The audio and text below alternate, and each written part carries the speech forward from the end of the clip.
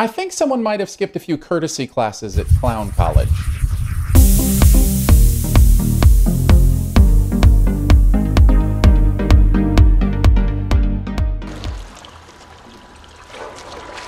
Guys! Don't tell me that's... No. Georgie wore galoshes. Whose sneaker is it? It's Betty Ripsom's. What if she's still here? It is the name of the movie, and it is based on a book by Stephen King. It's been done before in miniseries format. I think there was a movie as well. Be honest, I've never seen any of those, but it's about a clown who feeds on the fears of children. I don't want to give too much away because the plot goes to some interesting places, but let's check it out with 5 things you might want to know about it.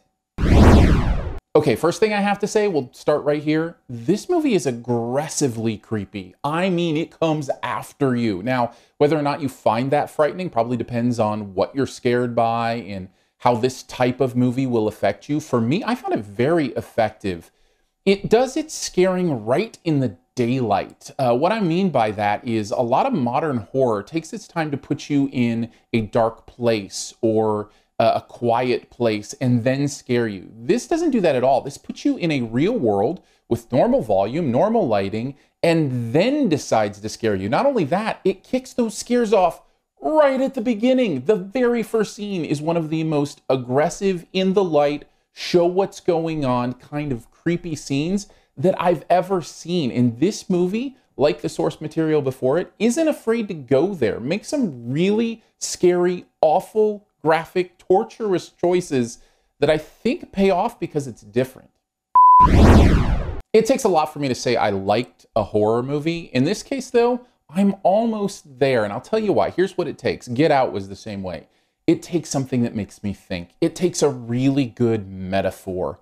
And there is a really good metaphor about growth here and growing up and the idea of what it means to face the fears of adolescence. Now, all of this is in Stephen King's book, which, by the way, again, I've never read, but the material that he lays in there, he's so intelligent about what each of these kids is dealing with, the fears that many kids deal with as they grow older. And this is reflected in the way the adults are seen in this universe as well. I just found it really impacting to see a movie that was able to take this metaphor about what we're scared of growing up and put it in such a visceral way.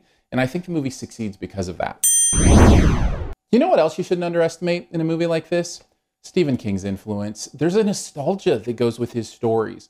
He works with the understanding of kids so well that it feels like Stand By Me or a movie from that era. It's almost timeless in that way. And I think there's something to be said for that. He's just so good at capturing that era, the design, the feel, the dialogue, what these kids are going through. All of it works together to kind of press that nostalgia button in a way that I think makes the movie even more enjoyable than it would be otherwise. And the final reason I think it works is Skarsgård. He is so good as Pennywise. The physicality he puts into this performance as this creepy clown is captivating. Now, again, whether you find it scary or not is probably up to kind of your preferences and what scares you and those kind of things. But what you have to admit, whether it scares you or not, is that it is absolutely compelling. The shape of his mouth, the way he moves his body, the actions he's doing. I haven't seen this compelling of a creepy performance, probably, and I know this is high praise, probably going back to Heath Ledger. I think this is, playing the Joker, I think this is that level of capturing the idea of a creation and a character in that uncomfortable of a way. Yeah, that's a lot of good stuff, but I didn't love this movie. Part of that is the fact I don't like horror movies. The other part of it has to do with the kids. They didn't quite work for me. One of them did, and I'm not going to single them out here. But for the most part, these kids just felt a little forced to me. And it's tough. Child actors are tough, especially when you're dealing with, 6 of them? I know there's going to be some of that, but I think it really hindered a lot of the comic relief.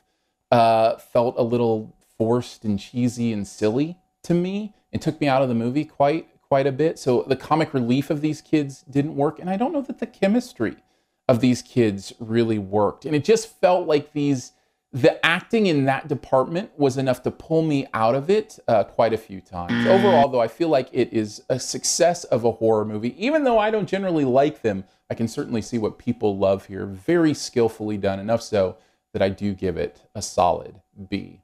Thanks for checking out this Your Movie Friend review. We'll do the best ever challenge here in a bit. Before we do, let's connect further. Hit me up on Twitter. It's at Aaron Dicer, AARONDICER. Would love to chat with you there. Subscribe to the podcast. It's SiftPop, SiftPop. If you do the podcast thing, we have a lot of fun doing that. You can also subscribe here on YouTube. Follow here. Leave a comment. All that kind of fun stuff. And if you love it, maybe support it. $3 a month is where it starts at Patreon. Thank you so much.